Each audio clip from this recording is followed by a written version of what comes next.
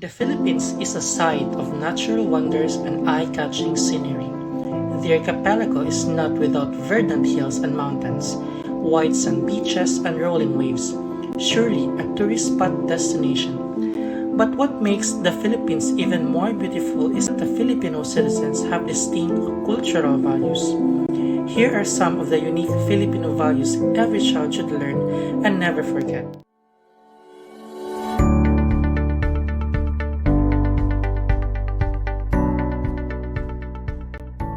Respect to elders. This is one Filipino trait that is most common among Filipino communities. Respecting the elders in the family and the community is part of traditional Filipino values that goes back 100 years.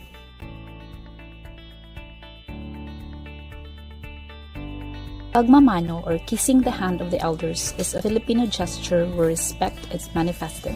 This still being practiced today both in urban and rural communities, may it be at home, in school, at the church, or in other places in the community. Usually, the elders will say, "Kaawaan ka ng Diyos" as a response. In highly modernized societies, "bless you" or "God bless you" counts as an equivalent of this.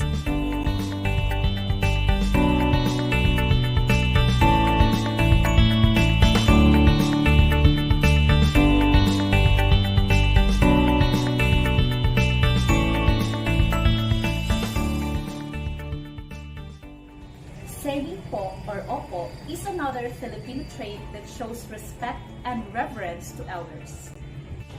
When talking to someone, we usually punctuate a sentence with po or say opo as an equivalent of yes when answering questions from an elder.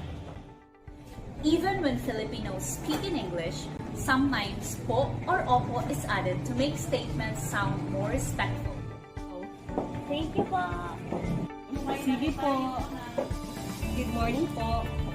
Opo. Pagpapaubaya is another Filipino trait that shows our respect to the elderly.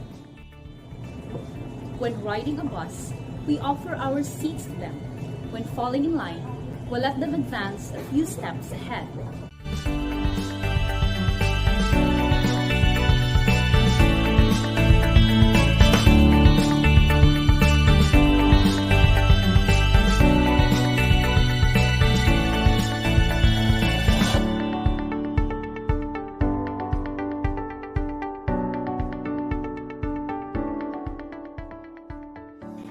Respect is simple, yet it is a very important value that we must inculcate in our lives.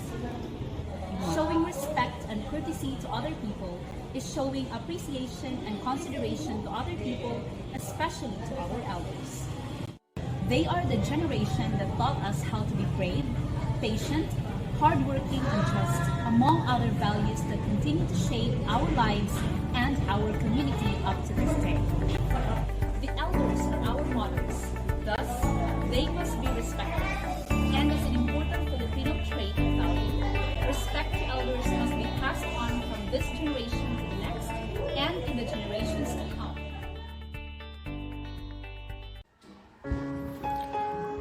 Pagiging matulungin, ready or willing to help other people without any return. One of the main Filipino beliefs, if not culture, is being helpful to others. It has been taught to us since we were kids to help those in need. It is every mom's wish for her child to grow with these values. However, no matter how hard we try to teach our children, sometimes we're not sure if they really absorb everything.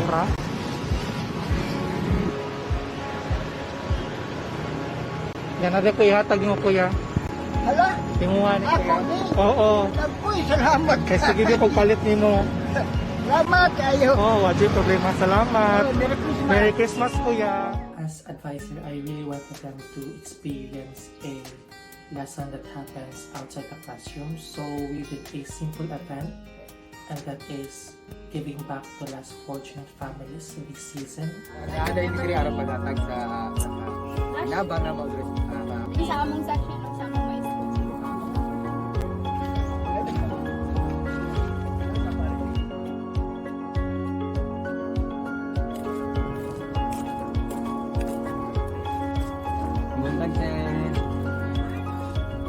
Asalay panghatag nga grasya te.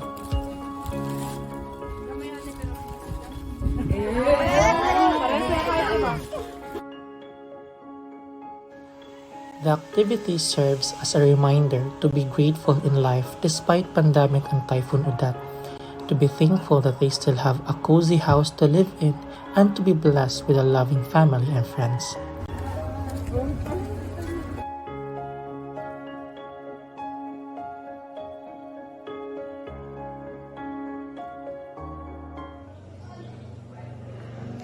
Hello, good morning everyone. Today, let me share to you one of the positive traits a Filipino has. It is being friendly. Being friendly is a Filipino trait found on most Filipinos. They are sincere, loyal, kind, and sociable.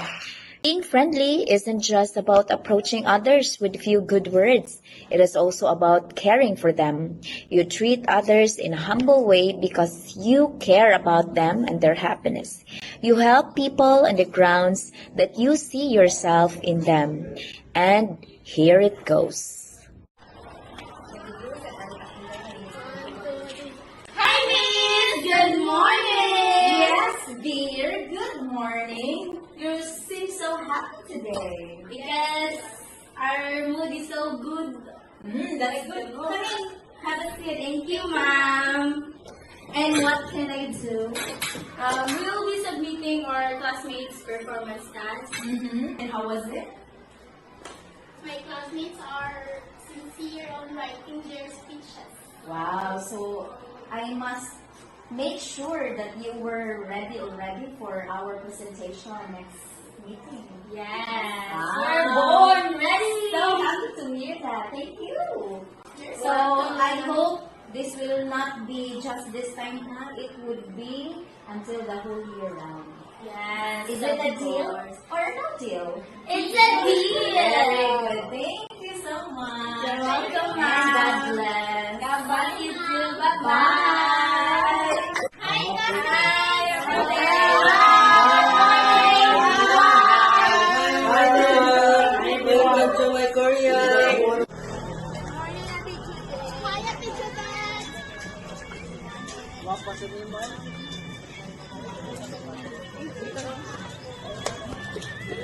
Hi, Ate.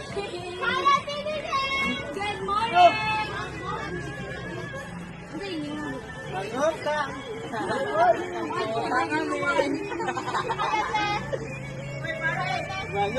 Hospitality is the exact term that describes how we Filipinos welcome guests or visitors. These values towards our visitors is undeniably exceptional. If ever our guests stay in our home, we prepare foods or even a feast or a grand celebration, as it is somehow a tradition for us to prepare bountiful Filipino foods like lechon or nilagang manok Bisaya in the province. We would typically be ready to accommodate and spend time with our guests and are often more than willing to share not only our meals but the entire home as well. And we usually say, feel at home, to ensure that they are at ease and comfortable on their stay. Hosts can be expected to extend a very warm welcome to their guests regardless of where they come from, how well they know their host, and why they're visiting someone's home. Hosts typically provide their guests with food and entertainment. In the Philippines, no one lives with an empty stomach. Before they leave, guests are even entreated to take home pasalubong or souvenirs, which often come in the form of delicacies and local sweets. Along with hospitality, being friendly, compassionate, and having respect for elders, Filipinos are also known for being religious. Religion in the Philippines are varied according to data. Christianity is a majority religion in the Philippines, and almost 90% of the population follows Christianity. The Philippines has the world's third largest Roman Catholic population and is the largest Christian nation in Asia. As per census studies, 79.50% of the Christian population are Roman Catholics, 2.64% of the people are members of Iglesia ni Cristo, and 0.80% are members of an independent Catholic Church Aglipayan. Various Protestant churches were 5.41% of the population, and Jehovah's Witnesses are at 0.40%.